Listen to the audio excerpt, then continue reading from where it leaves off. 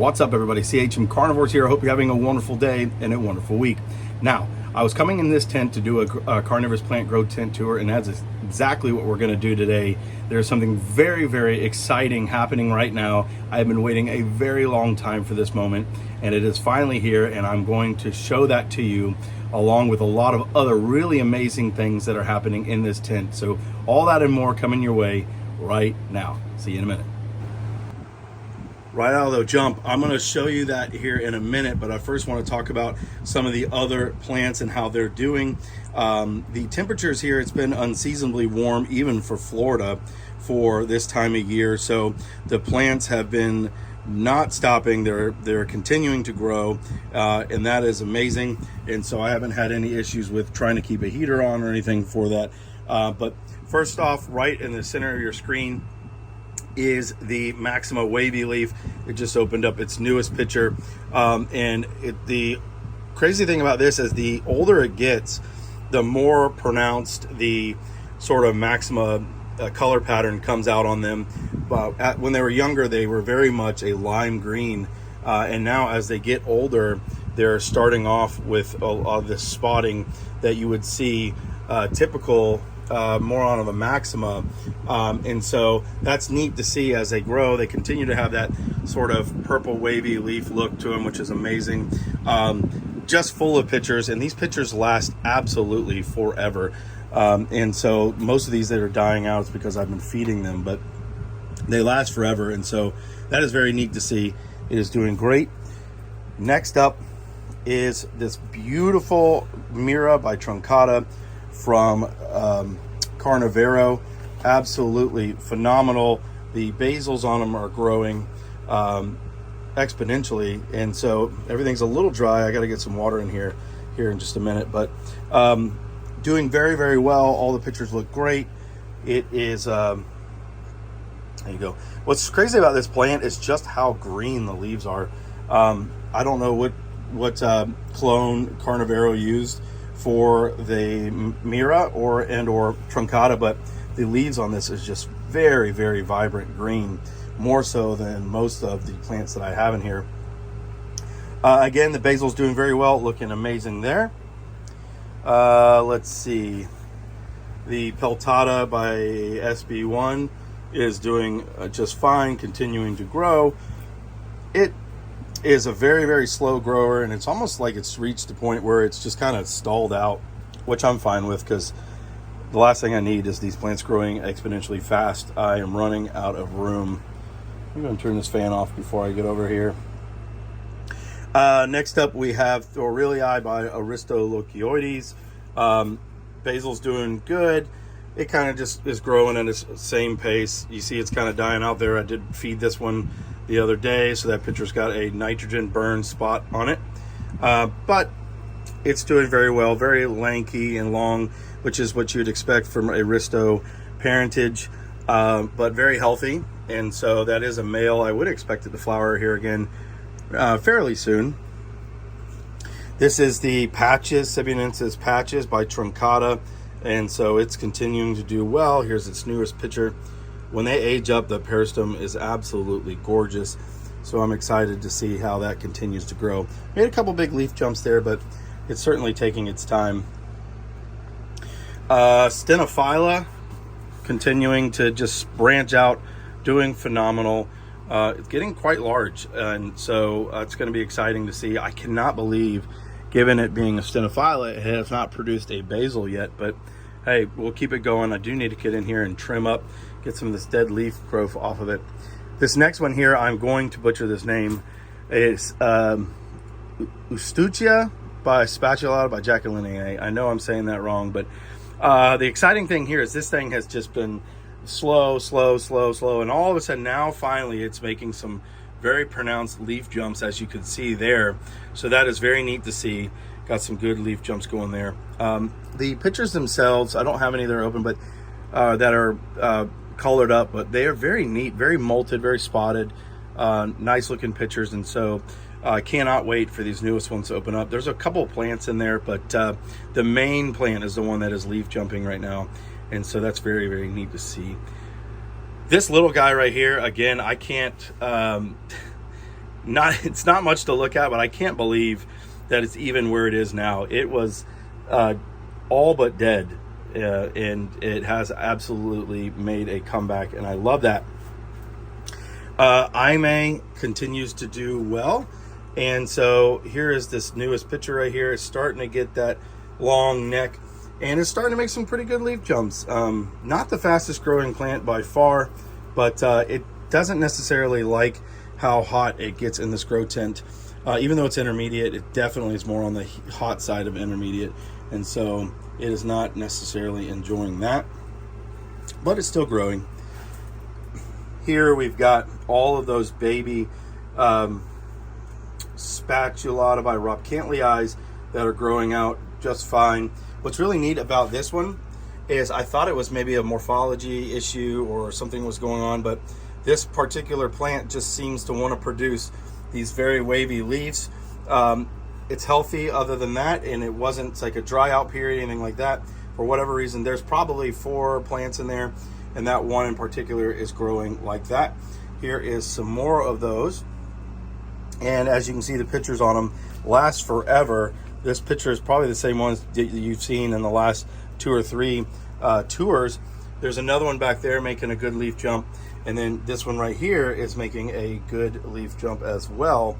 And so just absolutely amazing plants, super easy to grow. As a matter of fact, I got these from Predatory Plants. I'm pretty sure that they are up again for sale on Predatory Plants. They might be sold out, but last time I checked, they were up for sale. All right, the Renoir Tiana by Rob Cantley has got a good basil on it. It is definitely needing some water, but continues to grow well, and so that's exciting to see. The Spatulata by Titan has got the other male flower opened up, and that's going to be exciting because I'm about to show you something in a minute that is absolutely going to blow your mind. Super excited about that. I'm glad that this is opened up and this pollen is good. I'm going to have to farm that pollen here at the end of this video. Here's the other one that is obviously completely gone, but not a whole lot to see down here about new growth. We've got a good basil going on the Truncata by Caesar.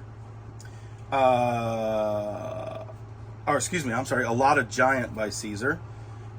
We've got the, let's see, I don't know if I got any new pictures on the Sibianensis by Merliana here.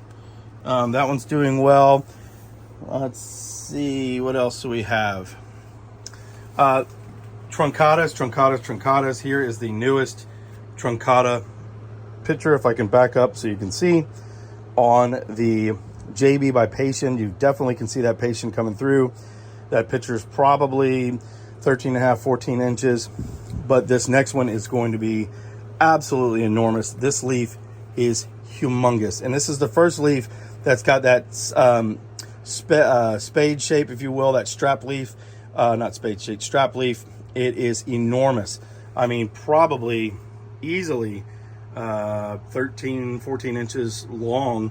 The width, I'm not sure, but just huge. And so cannot wait to see what that's going to look like. Underneath that is the JB by Truncata Giant here. It's doing okay. Got a little bit dried out, but it's got a nice big picture forming on that, and that's going to be really neat to see. Cannot wait for that. Renoir Tiana growing just fine. Here's its newest picture. So beautiful. What's weird about this one is it did not produce the eyes. Interesting. Normally they, at this size, they would be pretty consistent with that. Let's see here. We've got a completely flattened. There's some truncatas back there looking okay. Everything's going good there. We've got the Bongzo, Ventricosa by Bongzo by Merliana growing. Let's see if I can get you a picture of that picture. So cool. This is the uppers going on here. Absolutely amazing plant. Highly recommend. Super easy growing. Basil's a ton with that Ventricosa parentage. Absolutely a lovely plant. Here is the oh gosh, this is a pulchra hybrid. I don't have the tag for it, but it's a complex pulchra hybrid. This one, when I've seen the adult, it gets absolutely so cool, and it gets this very, very pronounced pulchra shape as it ages. So I cannot wait to see that. It'll be interesting to see how this one does. This is my Diariana, and it is getting it. I mean, it's. I thought it was going to slow down with winter approaching, but it certainly has not. It is probably now 6 to 8 feet long.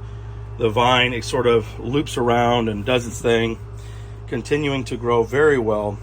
But without further ado, let's get into what I was so excited about and what caused me to want to start this video immediately. So this is Brutus, right? Brutus is a female, and it is producing female flowers, obviously. That is so exciting because now I have the Spatulata by Titan, which, if you are unaware, is a hybrid that Predatory Plants created a while ago and has stopped creating, but it involves obviously Spatulata and their giant truncata Titan, and so it's got that enormous Titan parentage in it, and then it's also going to have that truncata and Merliana in there as well. So who knows what that is going to look like and how big those pictures are going to get. Hopefully I'm able to get those to take, and we'll get some seeds from that. But Spatulata by Titan by Brutus, and so that is going to be absolutely amazing. Cannot wait to see what that's going to look like. Like I said again, hopefully we can get it to take. Also, the coloring on the pictures should be amazing. Here's a smaller one that's kind of going out, but you get this very striped peristome with this plant. And then also, here's another one. The Spatulata by Titan puts out a very lime green picture, so that should be very interesting to see how that goes. On the other side of the spectrum, we've got Glabrata that is taking over, doing fantastic, grows like a weed. And then there are the little tiny pictures. Those are full grown, believe it or not. They are itty bitty, probably the size of a dime, and it's just continuing to grow. I'm probably going to repot it.